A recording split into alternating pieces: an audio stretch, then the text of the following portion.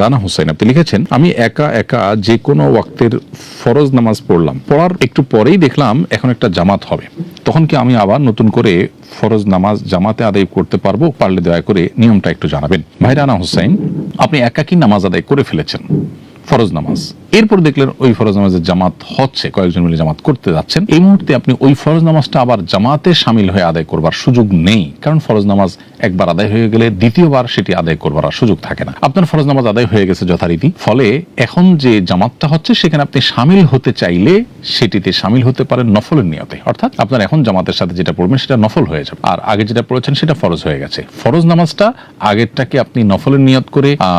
এখন নতুন করে আবার ফরজ পড়বেন সেই সুযোগটা নেই, কারণ ফরজ নামাজ আদায় হয়ে গেলে সেটি চূড়ান্ত, এরপর সেটাকে আবার রিপিট করে পড়ার সুযোগ নেই বা প্রয়োজন নেই।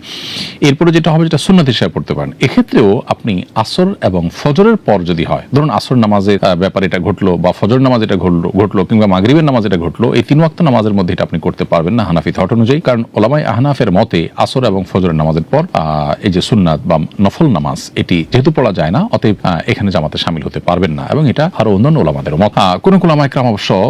অনুমোদন করেন, কিন্তু বিশুদ্ধ মত অনুযায়ী আসর, মাগরিবে এবং ফজরে এই 3 ওয়াক্তে বিশেষ করে আপনি পারবেন না, কারণ মাগরিব 3 রাকাত নফল হয় না, সেজন্য আপনি মাগরিবে পারবেন না। আর ফজর এবং আসরের পরে যেহেতু আর কোনো নফল নামাজ নেই, ফরজ আপনি পড়ে ফেলেছেন, এখন আর নফল পড়বেন না, সেই জায়গা থেকে 3 ওয়াক্ত নামাজ আপনি এটা করতে পারেন না। অন্যান্য নামাজে যেমন যোহর এবং এশা, সেই নামাজগুলোতে আপনি চাইলে পরবর্তী জামাতে শামিল হতে পারেন, তবে সেটি নফলের নিয়ত করে করতে পারেন।